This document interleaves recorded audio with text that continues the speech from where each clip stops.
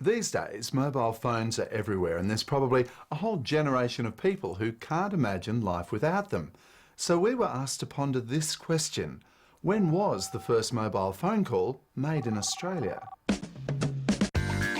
Well, it depends on what you mean by mobile.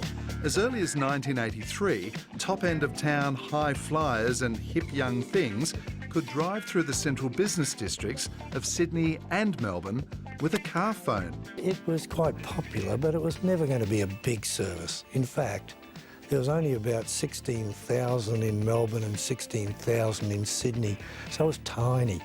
The trouble was, you lost your cool when you left the car. So it's widely considered the official birth of the mobile phone occurred on the 3rd of February 1987, and the man who delivered the call was the then Managing Director of Telecom Australia, Mel Ward. We decided that we should make this first historic, purely portable mobile call from Bennelong Point, from the Sydney Opera House. There were some teething troubles with the inaugural call to the Communications Minister, Michael Duffy. I think you can confirm is as good a quality as anything you could get anywhere.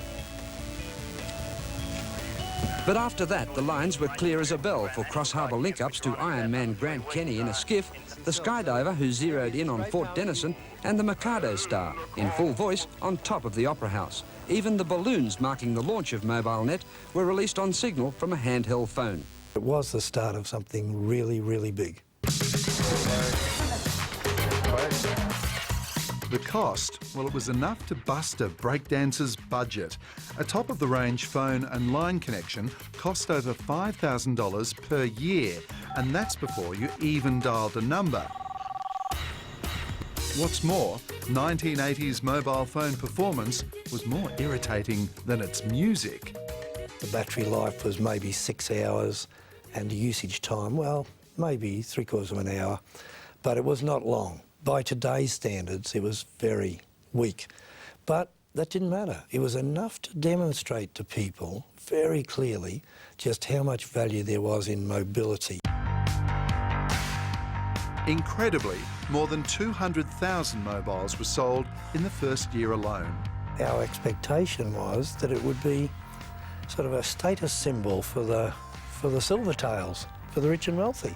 You know, and we got that totally wrong. It was the tradesman who was going to see the value out of this. Because if he could take a call for another job to fix something, if he was a carpenter, a repairman, without going back to his home base, he was going to be a lot more productive. Those gains in productivity may have been lost with today's teenagers, but now that a mobile is glued to the ear of everyone from 8 to 80-year-olds, the promise of the 1987 brick has certainly rung true. I don't think we had a great idea of just where it would lead to.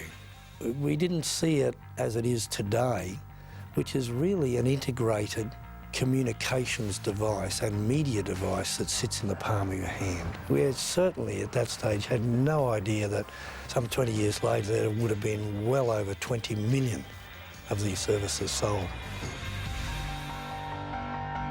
You know, I think the larger size mobile phone will come back in. Do you think? The I brick? think the really big bricks will come back in. The super brick. Yeah. You know, we buy 8 million mobile phones a year and replace them every 18 to 24 months. Because our plans run out, we want a new one. And it must be the new technology that says you can watch this blockbuster movie on your phone when you're on the bus. So good. Brilliant. Great screen. And kids texting. Oh. Sitting on the school bus, texting one another. Hi, where are you? Yeah. I'm here, where are you? Behind you, you idiot. Turn Who around. plays the phone plan? Mum. Not good. This week's Ask the Expert. Here's Josh from Gardening Oz.